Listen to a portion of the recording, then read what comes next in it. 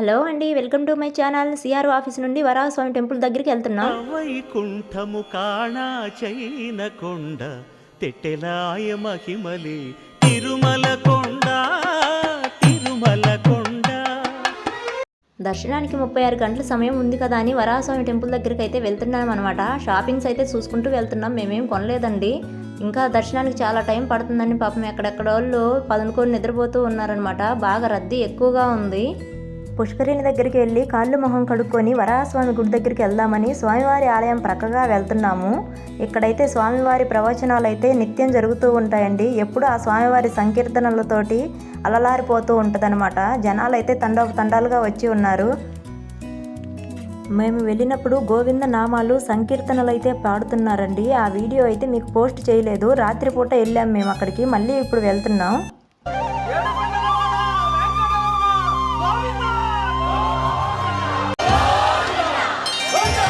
తిరువేదుల మెరసి దేవదేవుడు గరిమల మించిన సింగారముల తోడను తిరువేదుల మెరసి.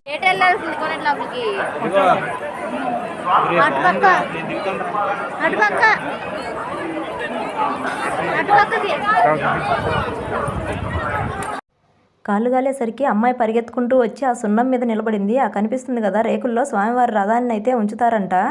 అందరు చూడండి పాపము ఒక పక్క ట్యాంకర్లతోటి పడుతున్నా కూడా మొత్తం ఆరిపోతున్నాయి అనమాట. ఎండలు అయితే బాగా విపరీతంగా ఉన్నాయి. ఎట్లా ఆ సున్నం వేయబట్టి సరిపోయింది కానీ లేకపోతే కాళ్ళు అదరగాలదును.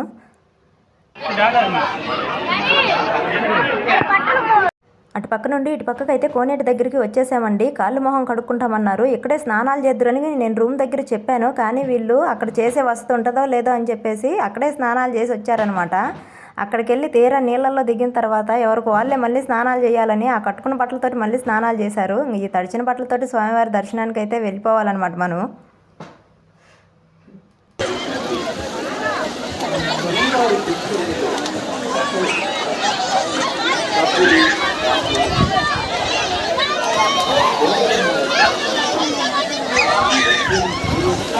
कौन मारते हैं हम जो लेते हैं तो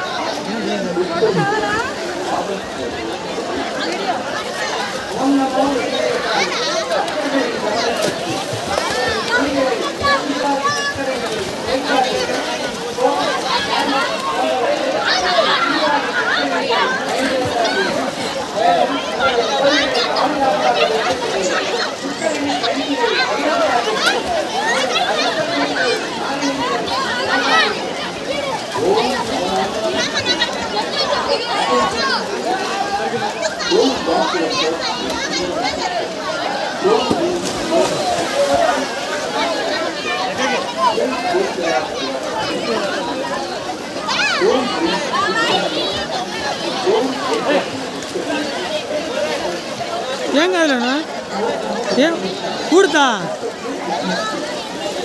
చిన్నోడికైతే నీళ్లు కానొస్తే ఎప్పుడెప్పుడు మునుగుదామా అని అనిపిస్తుంది. కానీ పెద్దోడికైతే అలా కాదండి. నీళ్ళంటే భయము. ఎంత బతిలాడి చెప్పినా కానీ దిగడు. చిన్నంగా ఏదో ఒకటి చెప్పి బతిలాడి తీసుకొని పోతున్నాను అనమాట. కానీ వాడు భయపడతానే ఉన్నారు.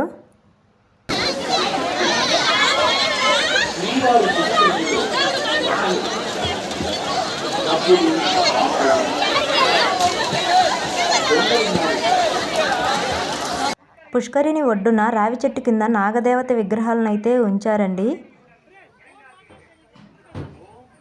మండపం చూడండి ఎంత బాగుందో. నీళ్ళు అయితే చాలా బాగున్నాయన్నమాట. మండపం ఎదురుగా స్వామివారి గుడి అయితే చాలా చక్కగా కనిపిస్తుంది.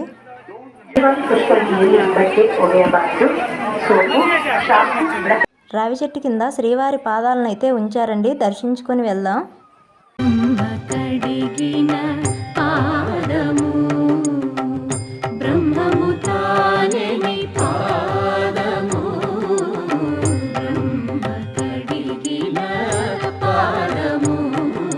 వరాహస్వామి గుడి దగ్గరికి అయితే వచ్చేసామండి. గుడిలో వీడియోలో ఏమేమి తీయనీయలేదు. స్వామివారిని దర్శనం చేసుకుని బయటకు వచ్చేసాము. ఓకేనండి, మన వీడియోస్ నచ్చినట్లయితే లైక్, షేర్, సబ్స్క్రైబ్.